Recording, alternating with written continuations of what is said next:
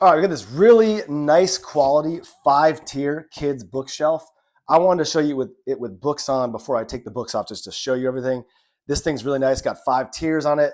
Show you the front. This is just one way you could set it up. Obviously, you could have these are all sort of wider books, bigger books, but you could have skinnier books on here as well. I don't even think they even need to necessarily be kids books, but it's a great bookshelf.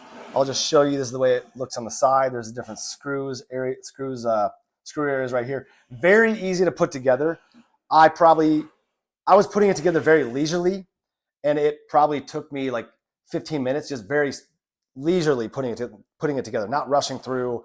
I was talking, and it was very easy. So this is the way it looks on the back right here.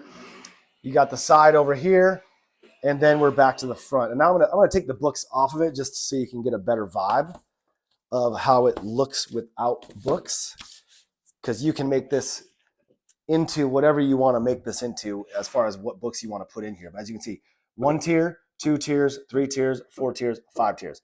So 5 areas you can put books, and it's just very high quality, very easy to put together. It's very straightforward instructions, and I just think it's a really nice bookshelf. So highly recommend it